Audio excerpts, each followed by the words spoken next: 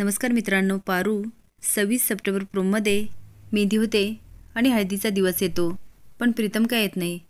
आता दिशा आणि मीरा चांगल्याच हादरतात. आता दिशा मिहीरला गावाकडे पाठवते आणि त्याला फोन करून विचारते, मिहीर, प्रीतम निघाला का तिकडनं?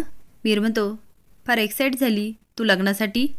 ती रागात म्हणते, मिहीर तुला चांगलंच माहिती आहे हे लग्न होणं माझ्यासाठी किती इम्पॉर्टंट आहे. आता मला सांगशील प्रीतम तिथून निघाला की नाही? तो नाही. दिशा म्हणते, नाही म्हणजे का निघाला नाही? मिहीर तू माहिती नाही काढली का? मिहीर म्हणतो, काढली, आणि तुझ्यासाठी माहिती खूप वाईट आहे. त्या प्रियाच्या भावाला आदित्य आणि प्रीतमबद्दल सगळंच कळलंय, आणि प्रिया आणि प्रीतमच्या प्रेमाबद्दल पण, आणि दोघांच्या प्रेमाला तो सपोर्ट करतोय.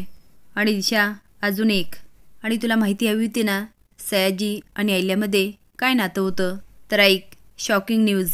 सयाजी आणि अहिल्यादेवी हे बहीण भाऊ आहे. आता मात्र दिशाच्या पायाखालची जमीनच सरकते. ती वॉट? आता फोन ठेवून म्हणते, मॉम खूप मोठा घोटाळा झाला आहे. त्या अहिल्यादेवीला कळालं ना प्रिया ही सयाजीची मुलगी आहे, म्हणजे तिच्या भावाची, आणि प्रिया आणि प्रीतमचं एकमेकावर प्रेम आहे, तर ती त्यांच्या लग्नाला कधीच नकार देणार नाही. आणि माझा पत्ता कट होणार, म्हणजे मी किर्लोस्कर कंपनीची मालकीन हे स्वप्न माझं स्वप्नच राहणार नाही. मी असं कधीच होऊ देणार नाही.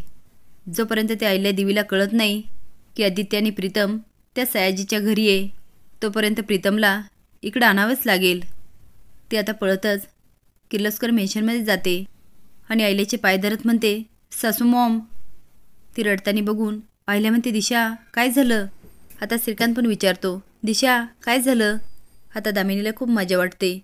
ती बारीक बघत असते आणि मनात म्हणते, दिशा रडते, वाव, म्हणजे काहीतरी ड्रामा होणार. आता दिशा जाते आणि आदित्य आणि प्रीतू कुठे आहेत आणि काय करतात हे सगळं सांगत असते. आता अहिल्या जाणार गावाकडे आणि येणार सयाजीच्या समोर. असेच नवीन अपडेट जाण्यासाठी लाईक आणि सबस्क्राईब करा. धन्यवाद.